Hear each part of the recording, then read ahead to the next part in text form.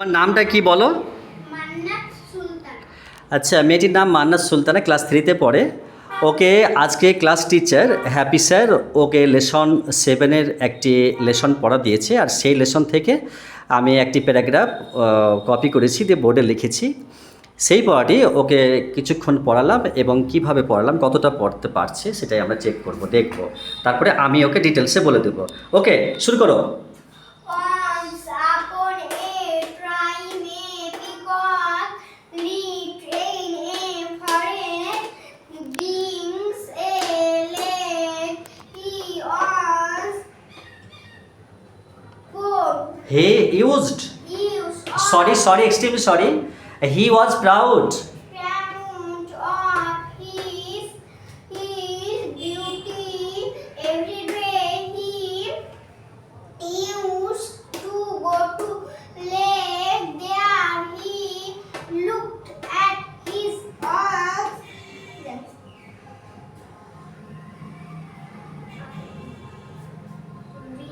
reflection in the water. Oh, had beautiful wings, but but am I my reflection? My feathers Feathers and big Wings, wings are so beautiful. He wings used. used to say to himself. Okay, fantastic. দাও তুমি তুমি এবার ক্লাসে গিয়ে বসো, আমি তোমাকে পড়িয়ে দিই এবং মানেগুলো বলে দিই, ঠিক আছে? আচ্ছা, তুমি যে আজকে একদম এক ফার্স্ট অফ লাইফ তুমি যে আজকে ফ্রি পড়ছো, এভাবে তো কোনদিন আমি না স্কুলে পড়িয়েছি না ক্লাসেই পড়িয়েছি, আজকে তুমি স্পেশালভাবে পড়ছো। এনিওয়ে, তো তুমি যতটা পেরেছো পড়েছো, খুবই সুন্দর হয়েছে। এটা মাকে ভিডিওটা দেখানোর জন্য অ্যাকচুয়ালি।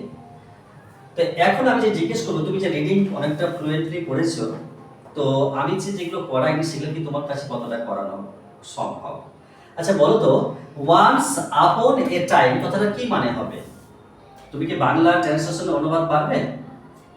এক সময় মানে এক সময়।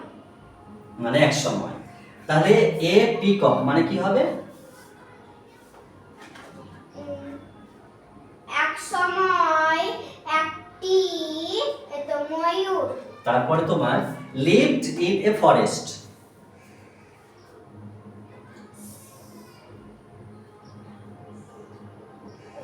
ওকে, তুমি সেকেন্ড টাইম করবে, পড়াটা আমাকে দিবে তুমি ডিটেইলস, সেটা হোমওয়ার্ক করার পর। ওকে, আমি পড়িয়ে দিই, তারপরে মানে বলে দিই, তারপর তুমি আমাকে এটা মায়ের মোবাইল থেকে দেখবে, তারপর আমাকে এসে বলবে। ওকে, আমি কোশ্চেন করব। রেডি? তাহলে পড়ছি শুধু fluently. Once upon a time a peacock lived in a forest beside a lake. He was proud of his beauty. Every day he used to go to lake. There he looked at his own reflection in the water. Oh, what a beautiful bird am I! My feathers and wings are so beautiful. He used to say to himself. তুমি এটা পড়া শুনলে, এবার মানেটা শোনো, আমি ডিটেলসে বলে দিই। তাহলে ওয়ান্স আপন এ টাইম মানে হচ্ছে যে একদা কোনো এক সময়, মানে কোনো এক টাইমে, যতগুলো পৃথিবীতে গল্প আছে সবই তো অতীতকাল দিয়ে, তার জন্য কোনো এক সময় এটা ঘটেছে। তো ওয়ান্স মানে একবার, আপন মানে উপরে, এ মানে একটি, টাইম মানে সময়। তাহলে কোনো এক সময়ে এ পিকক, এ মানে একটি, আর পিকক মানে ময়ূর, একটি ময়ূর। তুমি জানো কি আমার জাতীয় পশুর নাম কি, জাতীয় পাখির নাম কি? ময়ূর। ইয়েস।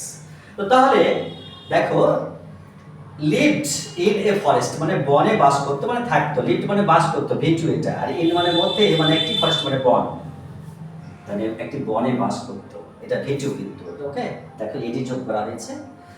তারপরে দেখো বিসাইড এ লেক, বিসাইড মানে পাশে, আর এ মানে একটি, আর লেক মানে তোমার ছোট হ্রদকে বলে, যাকে মানে বলে দিঘি। ওকে, তাহলে একটি দিঘির পাশে সে বাস করতো, বনের ধারে একটি দিঘির পাশে সে বাস করতো। তারপর দেখো হি ওয়াজ প্রাউড মানে সে ছিল গর্বিত, অহংকারী। তাহলে হি মানে সে, আর ওয়াজ মানে ছিল, আর প্রাউড মানে অহংকারী বা গর্বিত। ঠিক আছে?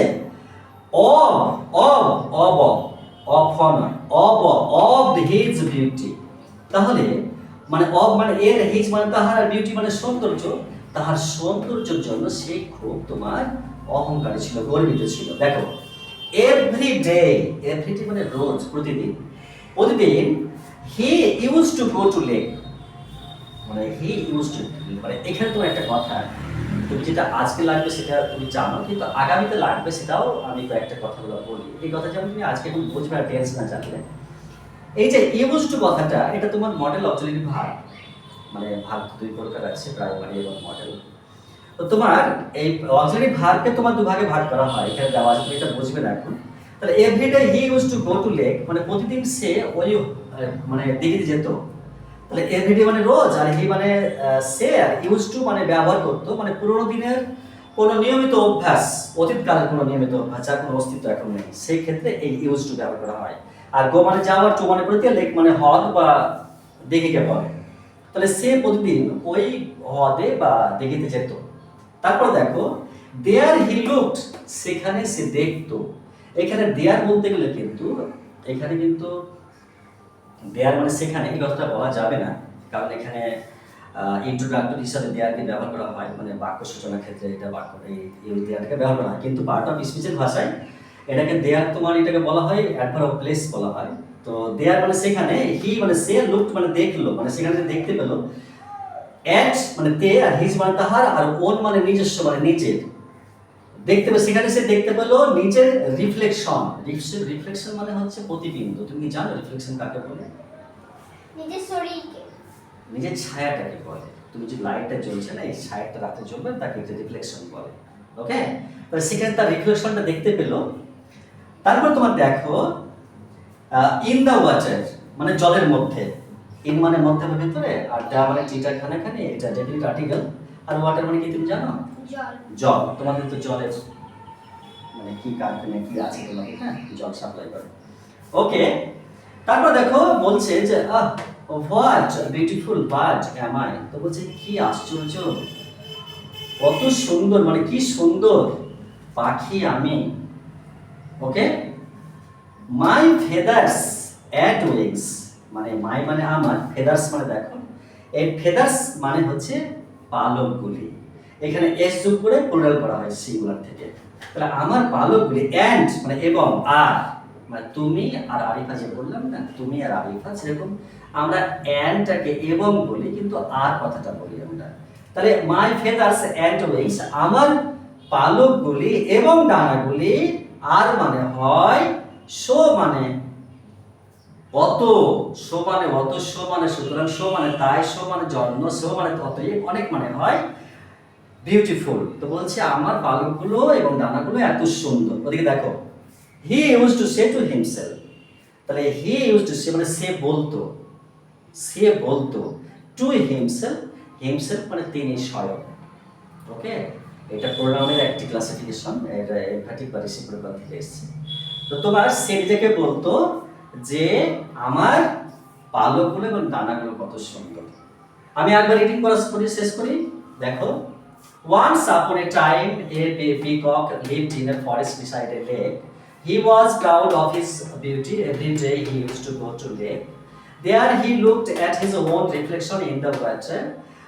What a beautiful bird am I, my feathers and birds are so beautiful, he used to say to himself. Okay, তাহলে তুমি কিন্তু, তোমাকে কিন্তু আমি আজকে বেশি পড়া দিলাম না, তো তুমি ফার্স্ট টাইম এসছো, আর এই পড়া কিন্তু আজকে দুটো তোমার করাতাম, তো তুমি একটু প্র্যাকটিস করো, এসো, আর তোমার গ্রামার কিছু থাকলো না। ওকে, তাহলে ভালো থাকবে, আর তুমি এটা বাড়িতে দেখবে, কিন্তু আমি সুযোগ পেলেই আমি কিন্তু তোমাকে এটা ইউটিউবে দিয়ে দেবো। ওকে, হাতে লেখা দিয়েছি, আর মাকে কিন্তু বলবে যে আমরা কি করছি, কতটা করছি, কিভাবে পড়ছি, একটু মাকে দেখতে বলবে, কেমন? আচ্ছা মেয়েটাকে আমি, আচ্ছা তোর একটা ছবি ছাড়বো, ছবি ছাড়বো।